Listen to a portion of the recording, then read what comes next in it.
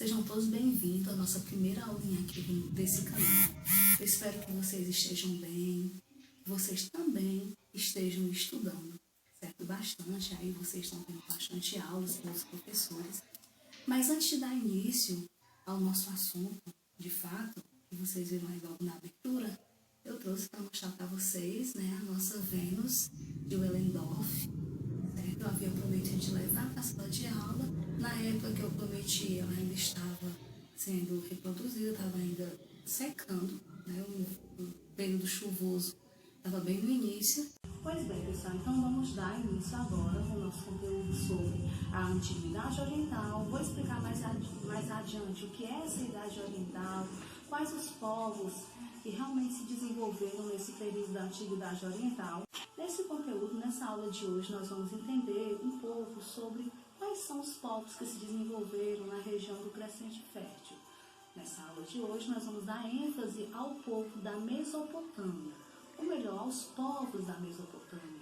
Vamos lembrar que a Mesopotâmia não é um povo, a Mesopotâmia é uma região habitada por vários povos.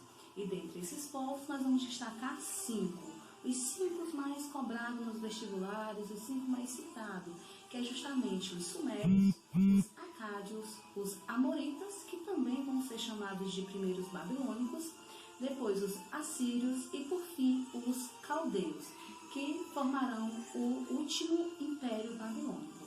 Eu espero que vocês entendam o assunto. Se por acaso vocês cansarem, o vídeo ficou um pouquinho longo, um pouquinho extenso, mas caso vocês cansem, dê uma parada, tome um copinho de água, faça uma oração e continue. E bons estudos!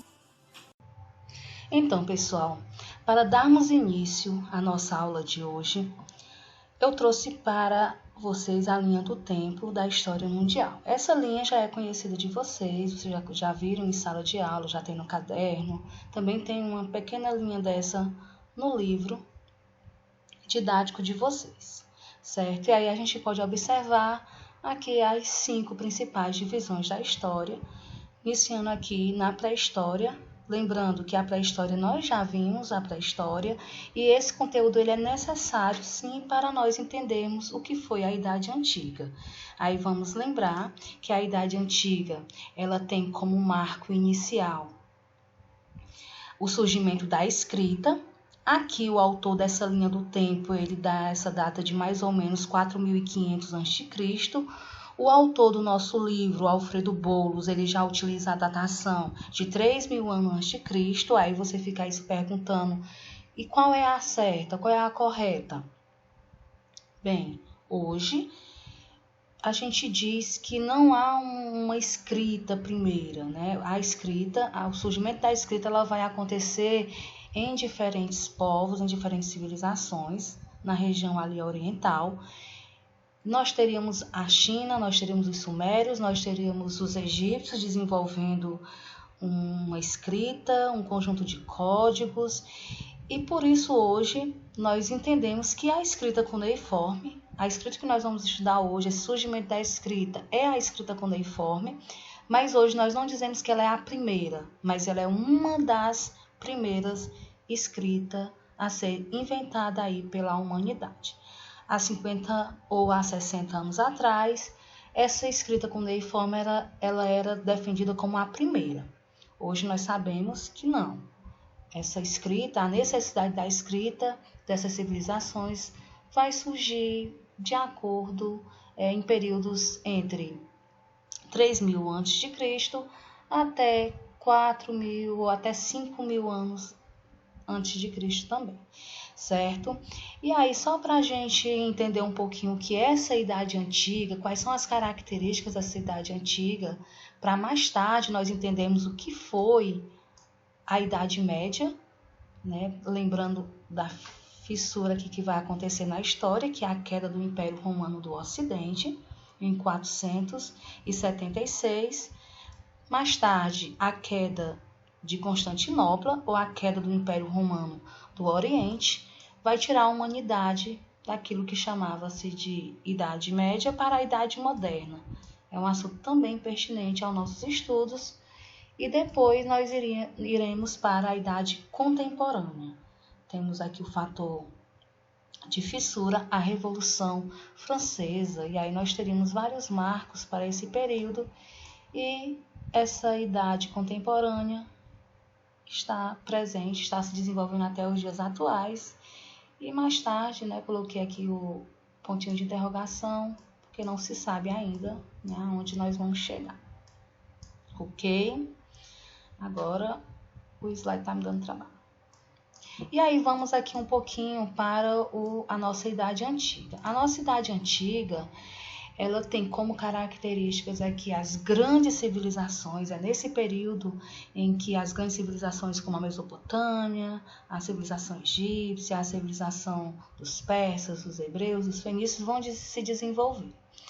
Nós temos aqui a vida urbana também se desenvolvendo, o poder político centralizado na figura dos reis, dos nomarcas, monarcas, faraós, patesi. São muitas as nomenclaturas para falar sobre esses reis. Vai acontecer também a criação de sistemas jurídicos, ou seja, as leis. Vamos lembrar que as leis elas já existem, mas essas leis agora passam a ser escritas. As leis, as normas de conduta, elas vão existir em todas as sociedades, mas escrita vai começar aqui na Idade Antiga. Vamos ver também o desenvolvimento do comércio, certo? Como vai se desenvolver o comércio? Aí nós temos a religião, que vai ser um fator importante nessas civilizações. Na verdade, essas civilizações vão ser fortemente influenciadas pela religiosidade, pela questão dos deuses, desde as suas construções, os seus costumes, as suas roupas, os seus rituais, tudo isso vai ser voltado para a questão da religiosa. Os impostos, é importante que essas sociedades agora tenham essa cobrança de impostos.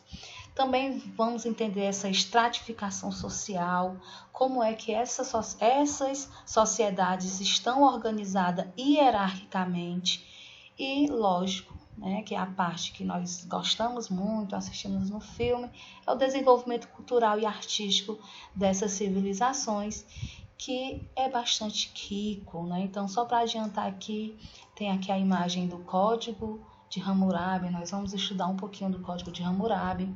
Aqui os deuses egípcios seria o assunto pertinente também ao nosso estudo da antiguidade. Temos aqui a hierarquização no geral dessas sociedades, e também vamos ver o pessoal lá da antiguidade clássica, que eu vou explicar mais adiante. Prosseguindo, as civilizações da antiguidade, essa antiguidade ou essa idade antiga, como preferirem, ela vai se dividir em dois grandes momentos.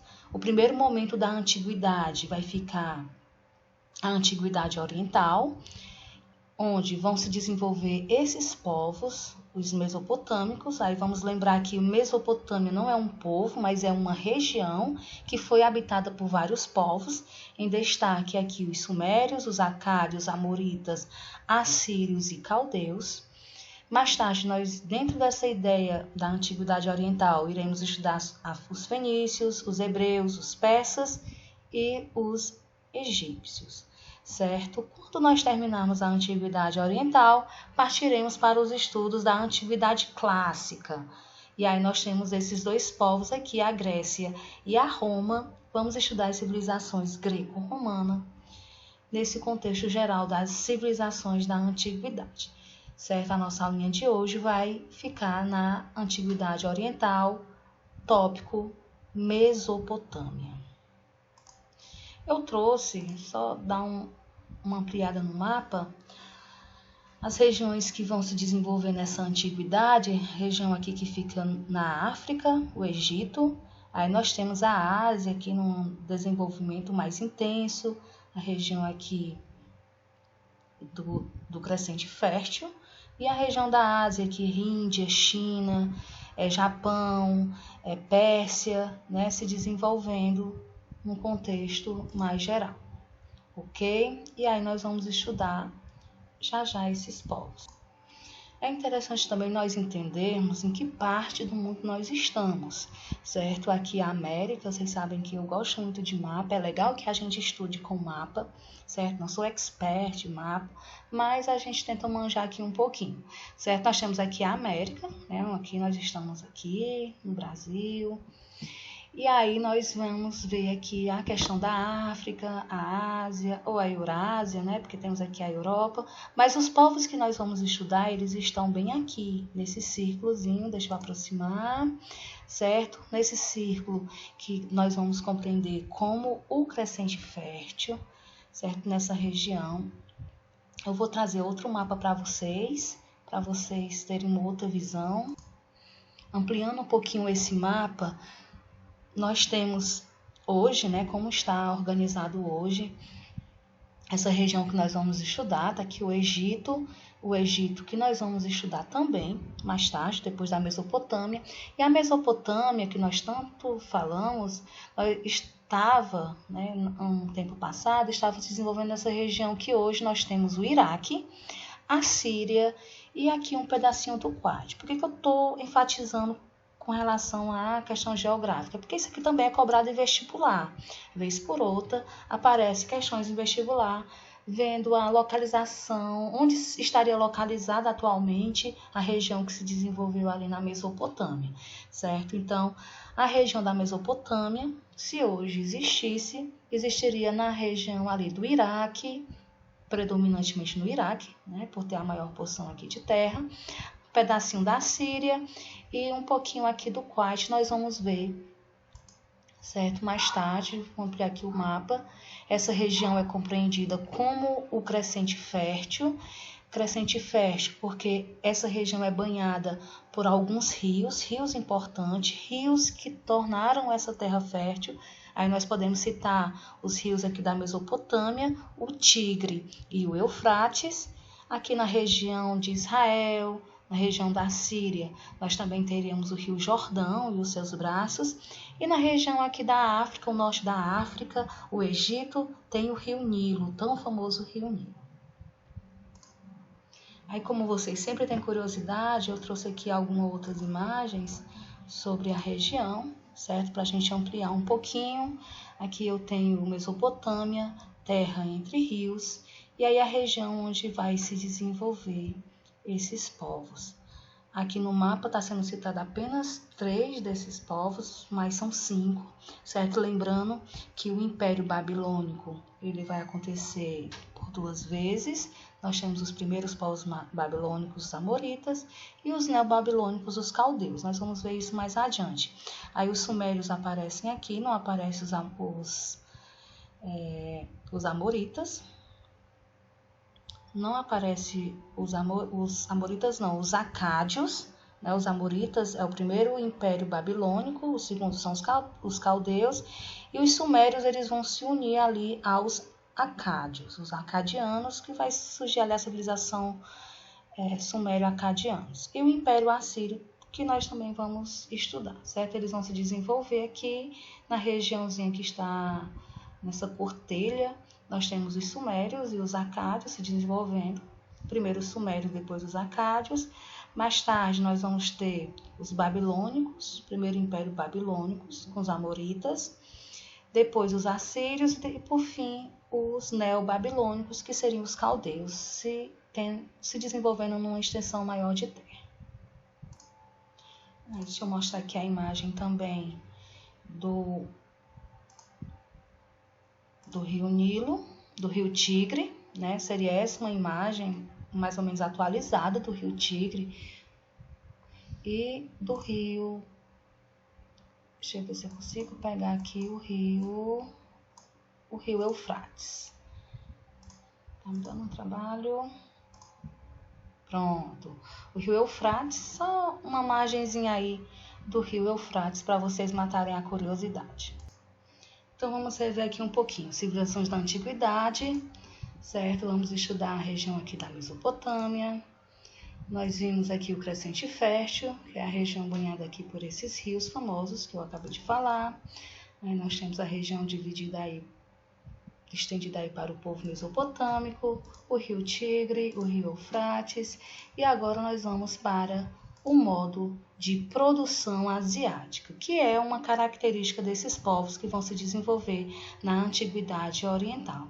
E aí eu tenho essa sociedade ela é estratificada, né, e vão associar as aulinhas que vocês tiveram com o professor de Sociologia, que também está trabalhando a questão da estratificação social, os estamentos, as classes. E aí nós temos essa hierarquia aqui, que é comum aos povos da Antiguidade Oriental.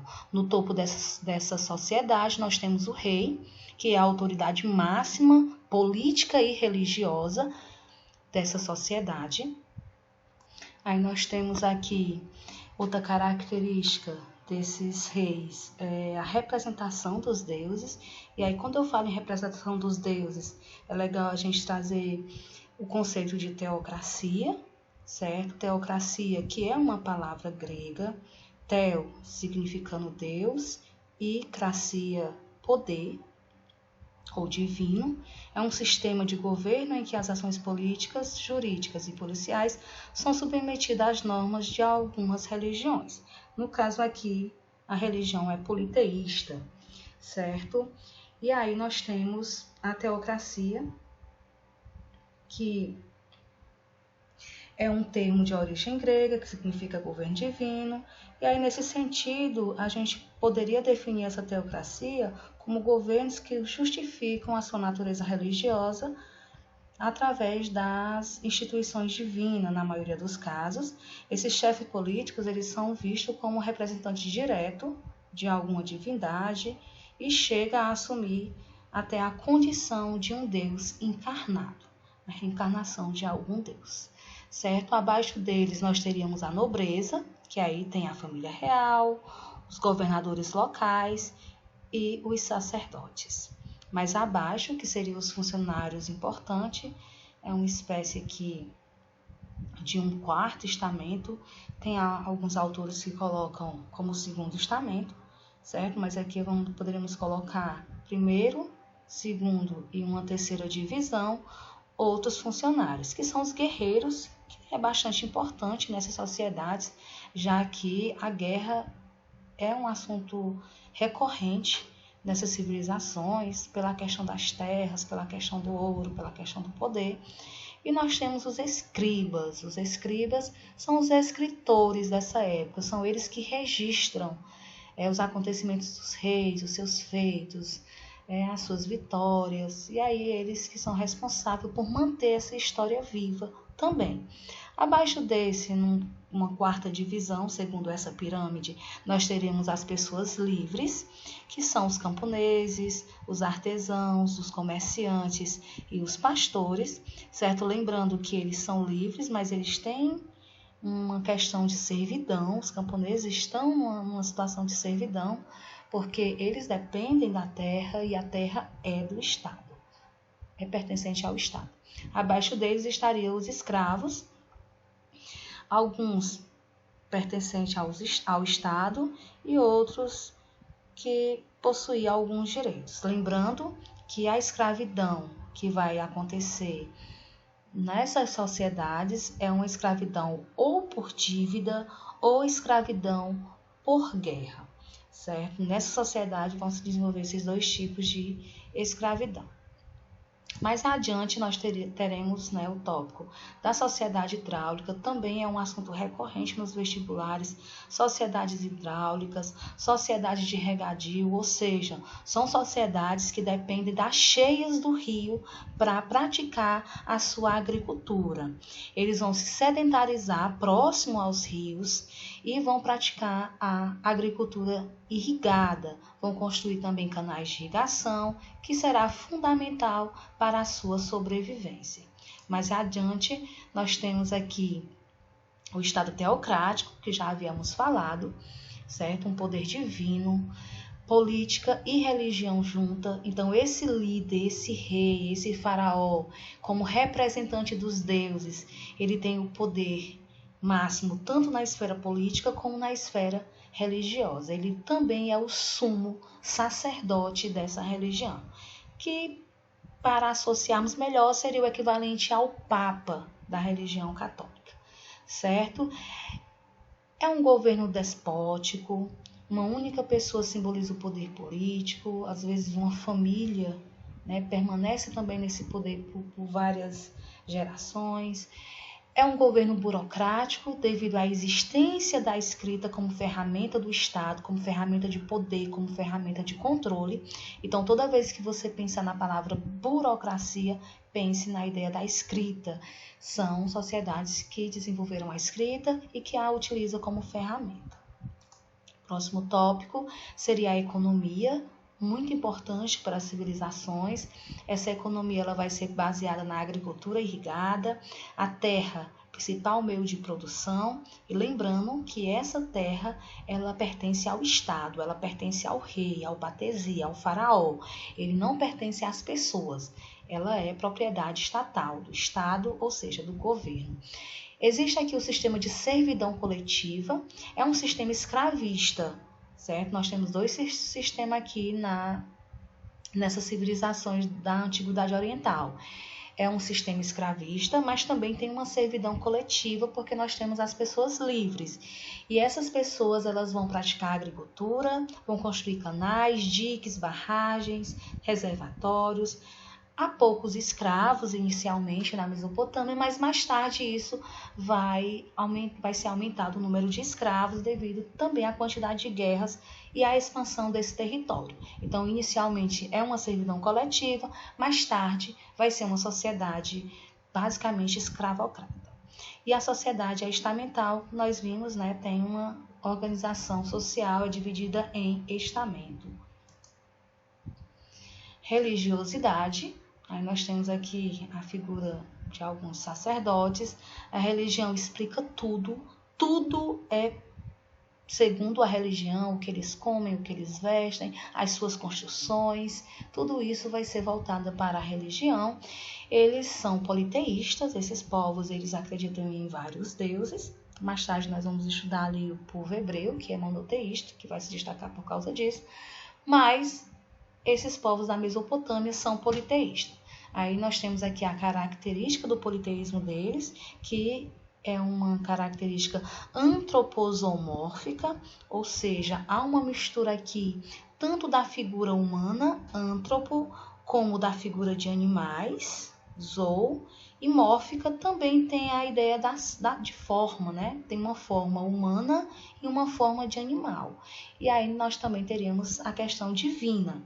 Não é qualquer animal, não é porque é um animal, mas a questão da divindade, certo? Então, antropomórfica é a forma humana e de animal que eles vão ter. Aí eu poderia lembrar para vocês, lá no Egito, que também eles são antroposomórficos, a questão do Anubis, a questão da esfinge, certo? Aqui na Mesopotâmia eles também vão fazer essas misturas, já que nós vamos ver um pouquinho dos seus deuses. Eles acreditam na reencarnação, então a Mesopotâmia eles acreditam na reencarnação do mesmo corpo. O desenvolvimento da matemática também é uma coisa recorrente, a arquitetura, nós vamos ver os zigurates, a astrologia, a astronomia, a medicina, ligadas tudo à religião. Tudo que eles vão desenvolver estará ligado à religião, certo? Aqui são os deuses dele, certo? Aqui só uma ideia, né? Na verdade, existem várias ideias de deuses. Povos da Mesopotâmia, certo? Já vimos as características gerais, agora vamos ver como esses povos se desenvolveram. Quem são esses povos da Mesopotâmia? E aí nós temos aqui o sul da Mesopotâmia, início aproximadamente aí 3.500 a.C., né? Vai a 3.100. As cidades-estados, né? Eu coloquei aqui as cidades-estados da Suméria. Nós vamos agora se dedicar aos estudos do povo da Suméria. As cidades-estados, as principais cidades-estados deles são essas. E aí nós temos como líder local, o líder superior, o rei, né, é o patesi. Ele vai ter aqui o controle da servidão coletiva e os templos aos deuses e patronos. A escrita cuneiforme é a escrita desenvolvida por esse povo. Os sumérios são os autores, aí, os inventores da escrita cuneiforme, essa escrita responsável por tirar a humanidade da pré-história e caminharmos agora na Idade Antiga. Eles vão construir, né, como nós vimos a questão da arquitetura, os zigurates. Essa imagem aqui tem no livro de vocês podem dar uma olhadinha no livro de vocês. Deixa eu ver aqui qual é a página. Página 52 do livro de vocês. E aí nós temos os acádios, certo? Os sumérios. O que foi que os sumérios fizeram? Eles desenvolveram as primeiras civilizações, vão inventar a escrita, vão trabalhar com a questão da servidão, da servidão coletiva. Os acádios é aquele povo, é o segundo povo que vai dominar a região da Mesopotâmia. Eles vão dominar os sumérios, só que em vez deles destruir o que os sumérios fizeram, construir, eles vão aprimorar, eles vão melhorar, eles vão incorporar a cultura sumeriana. E aí nós temos como líder principal o Sargão I, que é o líder aí do Império Acádio. Serão sumérios e acadianos juntos. Eles vão inventar a roda, a cerveja, vão se dedicar à astronomia, o movimento dos corpos celestiais, também vão desenvolver o calendário lunar, anos de 12 meses e 7 semanas, 12 dias, 12 horas, círculo de 360 graus e a álgebra, né? Então, são esses os grandes feitos dos povos acadianos. Mais tarde, esses povos vão ser submetidos a um outro povo, que seria o povo aí do primeiro Império Babilônico. Quem são esses? Aí no livro de vocês tem o nomezinho Amoritas, certo? O povo Amorita seria correspondente ao primeiro Império Babilônico. Quais são os seus grandes feitos? O domínio das cidades sumério-acadianas, eles vão dominar essas cidades. E aí nós temos como destaque o seu grande líder, que é o rei Hammurabi. Ele vai ser aí o grande legislador do primeiro código social e político de leis. Essas leis vão ser baseadas na lei de Talião, olho por olho, dente por dente. Aí uma coisa que eu gostaria de frisar: o Código de Hammurabi é considerado o primeiro código de leis escrita. Ele não é considerado o primeiro código de leis. Antes do Código de Hammurabi já existiam leis, só que essas leis elas eram orais. Então vê-se a necessidade de registrar essas leis, para que elas não sejam modificadas a gosto do rei, mas que sejam fixas. Então, o Código de Hammurabi é considerado o primeiro conjunto de leis escrita. Vamos para o próximo povo, que é o povo assírio, o Império Assírio. Sua principal característica, o exército é profissional, né? Então, eles são dedicados aqui à guerra. São violentos, são considerados povos cruéis, intolerantes com povos conquistados. Então, é um povo bem agressivo. Eles vão desenvolver aqui os carros de guerra, vão dar prioridade aqui à questão dos cavalos, às armas de ferro. O seu grande líder é Assurbanipal, e as campanhas militares que ele vai desenvolver, isso que vai tornar também ele um rei importante. Aí nós temos aqui destaque também para a biblioteca de Nínive, que é uma biblioteca importante, né? Infelizmente aí Biblioteca de Nínive, só uma imagenzinha para representar, certo? E aí a imagem de Assurbanipal. Último império aqui dos mesopotâmicos seria o segundo império dos babilônicos.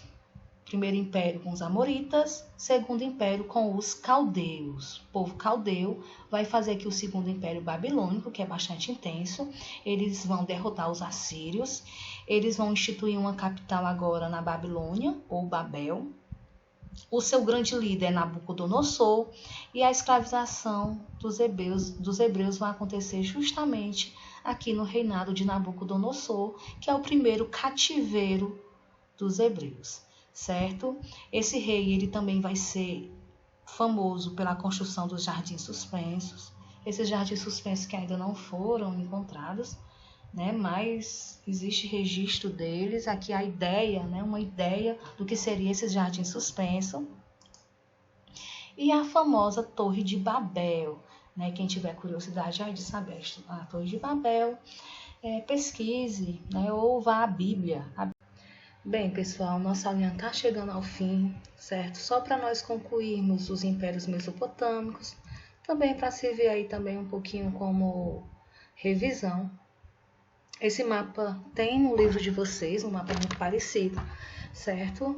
E aí, essa é a região que nós falamos, né? A região que hoje seria equivalente ao Iraque, a Síria, um pouquinho ali do Kuwait, só um pouquinho mesmo da pontinha do Kuwait, no norte do Kuwait. E aí é legal esse mapa porque ele vem exemplificar até onde esses povos expandiram as suas grandes conquistas de terra, já que era o grande intuito aí das suas batalhas. E aí, só para frisar, nós temos o Império Sumério, aqui nessa corzinha vermelha, avermelhada, roseada. E o Império Sumério é o primeiro império a se desenvolver na região da Mesopotâmia. Mais tarde, eles vão ser conquistados pelo povo acádio, os acadianos, vão se fundir com os sumérios e vão seguir aí por toda essa faixa aqui verde que vocês estão vendo, essa faixa verde mais escura. Em seguida, os povos acadianos serão dominados pelos povos amoritas. Aí esse mapa não traz a legenda dos amoritas, porque os amoritas estão aqui no Império Babilônico. Lembrando que o Império Babilônico ele vai aparecer duas vezes. A primeira vez com os amoritas, conquistando os acadianos, certo? A gente poderia pegar essa partezinha aqui verde mais clara. Mais tarde, esses amoritas, que representam o primeiro império babilônico, eles vão ser dominados pelos assírios, vão ser submetidos aos assírios. Aí os assírios eles também vão ser bastante expansionistas. Eles vão dominar essa região aqui, nessa cozinha laranja, amarela mostarda. Vão dominar toda essa região aqui, lógico que eles dominam tudo isso, tá? Eles conquistam essa região já conquistada pelos amoritas e eles vão expandir até essa faixa aqui amarela. Mais tarde, o Império Assírio vai ser dominado pelos novos babilônicos ou neobabilônicos, que são os acádios, os acadianos. O povo acadiano vai instituir o segundo Império Babilônico, certo? E aí eles vão se estender por toda essa região, vão dominar toda essa região da Mesopotâmia, tá certo? Então, só frisando, povo da Mesopotâmia, Império Sumério, Acadianos, Amoritas, primeiro Império Babilônico, Assírio, depois Caldeus, segundo Império Babilônico. Ok? Fiquem com Deus e bons estudos.